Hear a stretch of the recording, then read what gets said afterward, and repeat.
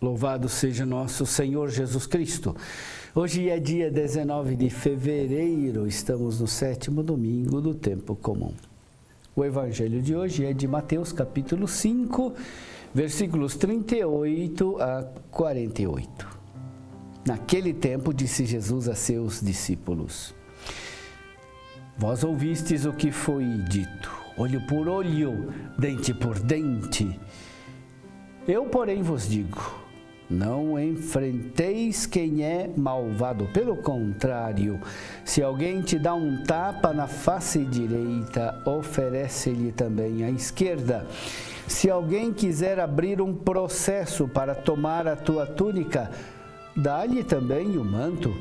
Se alguém te forçar a andar 1 quilômetro, caminha 2 com ele.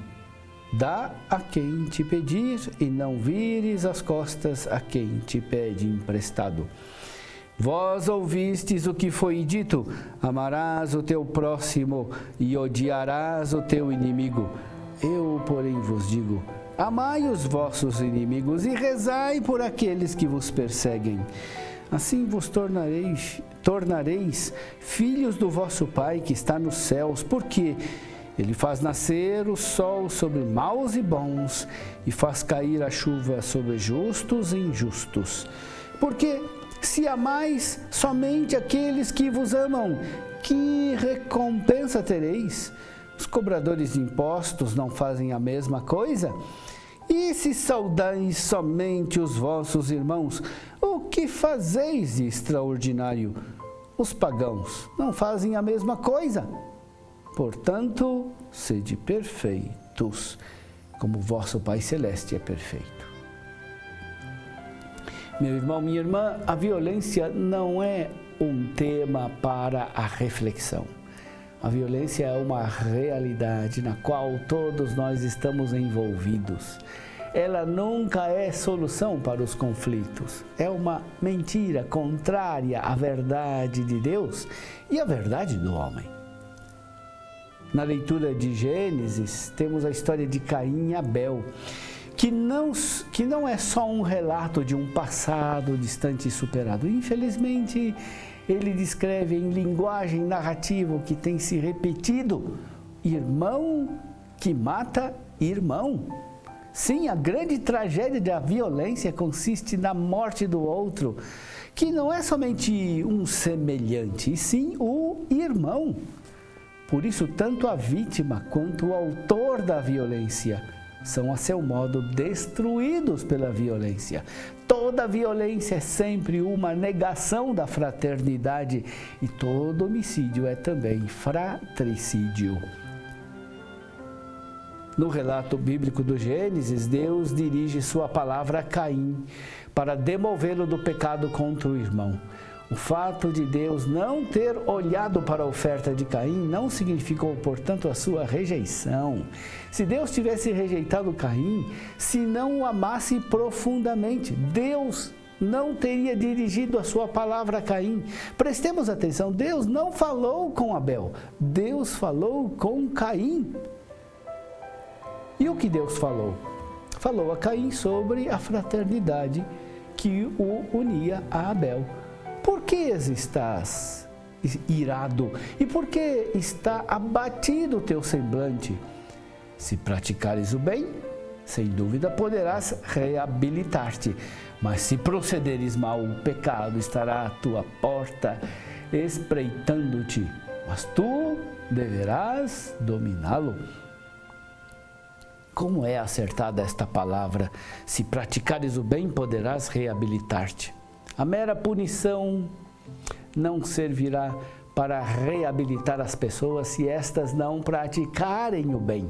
Sem a prática do bem, a punição é sofrimento vazio que aguarda a oportunidade da vingança. Sem a prática do bem, as leis punitivas só serão respeitadas na medida em que os delitos não sejam descobertos. Sem a prática do bem, a penitenciária não passa de um local de enfurecimento. Sem vencer o mal com o bem, a violência nunca será superada em nós nem nos outros. Deus falou a Caim, mas ele continua repetindo a nós: se procederes mal, o pecado estará à tua porta espreitando-te. Infelizmente, Caim não deu ouvidos à advertência de Deus. Caim continuou cultivando ódio, tramando contra o seu irmão, até que o pecado, como fera que espreita de tocaia, atacou Caim e este matou seu irmão. Com efeito, o pecado é como uma fera que arma emboscada e ataca para nos dominar e nos escravizar. Não há alternativa. Fazemos o mal e permitimos sermos presas do pecado, ou praticamos o bem e nos reabilitamos. O pecado de Caim desencadeou uma espiral, a espiral da violência. Lameque foi um dos filhos de Caim e introduziu a poligamia ao se casar com duas mulheres, Ada e Sela. Ele fez crescer a violência à desmedida, sem limites, ao declarar a lei da vingança. Ele disse: escutai minhas palavras, por uma ferida matei um homem, e por uma contusão matei um menino. Se Caim será vingado 7 vezes, Lameque será vingado 70 vezes 7. Este relato do Gênesis não descreve uma triste realidade do passado, mas nos adverte contra o perigo muito atual. A lei de Lameque é a lei da vingança. Por sua própria natureza, a vingança é descontrolada, desenfreada. Deixada a si mesma, a vingança não conhece proporção entre dano e punição. Qualquer mínima ofensa provoca uma vingança injustificada. Quantos hoje sofrem privação de liberdade por terem reagido sem controle a uma ofensa mínima? Quem nos salvará do Lameque que mora dentro de nós? A lei do talião foi uma tentativa de nos salvar da lei de Lameque. Na realidade, a lei do talião, olho por olho, dente por dente, representa uma conquista civil importante, um salto de qualidade na civilização humana. Ela procurava reagir contra a vingança incontida. Ela demarca, assim, uma linha divisória entre a vingança e a justiça. Justiça consiste no equilíbrio entre a ofensa recebida e a ofensa devolvida. Para fazer justiça é preciso punir o ofensor com a mesma ofensa. Não haverá justiça se o ofensor não receber a mesma ferida que provocou na outra pessoa. Essa lei do talião foi fixada no Código de Hammurabi no século 18 séculos antes de Jesus Cristo. Infelizmente, vemos que a lei do talião não consegue conter a lei de Lameque. Hoje vemos como a vingança tende a se impor nas relações pessoais e na vida social, por medo, por não acreditar mais nas instituições, por cansaço ou por convicções falsas. Muitos começam a acreditar que a lei de Lameque seja o único muro de contenção para a criminalidade. A violência, porém, nunca constitui uma resposta justa, nem solução para os problemas, pois ela acaba por destruir o que ambiciona defender, ou seja, a dignidade, a vida, a liberdade dos seres humanos. Jesus, ao estabelecer: não enfrenteis o malvado. Pelo contrário, se alguém te dá um tapa na face direita, oferece-lhe também a esquerda. Se alguém quiser abrir um processo para tomar a tua túnica, dá-lhe também o manto. Se alguém te forçar a andar 1 quilômetro, caminha 2 com ele. Esta declaração de Jesus leva a linha divisória entre vingança e justiça para além do que podíamos imaginar.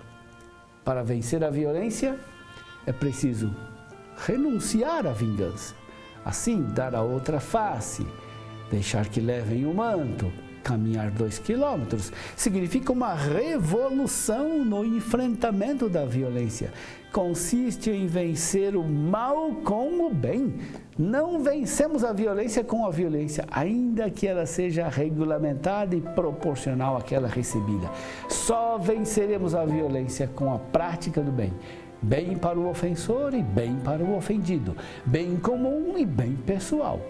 Para superar a violência é preciso que a dignidade humana seja respeitada na sua verdade e integralidade. É preciso também educar para a paz. Para edificar a paz, é preciso eliminar as causas das discórdias entre os homens, que são as que alimentam as guerras, sobretudo as injustiças. Muitas delas provêm de excessivas desigualdades econômicas e do atraso em lhes dar remédio necessário. Outras, porém, nascem do espírito de dominação e do desprezo das pessoas. E, se buscamos causas mais profundas, nascem da inveja, da desconfiança, da soberba, bem como de outras paixões egoístas. Como o homem não pode suportar tantas desordens, delas provém que, mesmo sem haver guerra, o mundo está continuamente envenenado com as contendas e as violências entre os homens. Para associar os homens entre si, não basta a identidade da sua natureza. É necessário ensinar-lhe a falar a mesma linguagem, isto é, a linguagem da compreensão, a usufruir uma cultura comum e a compartilhar os mesmos sentimentos. De outro modo, o homem preferirá encontrar-se com o seu cão do que encontrar-se com alguém estranho.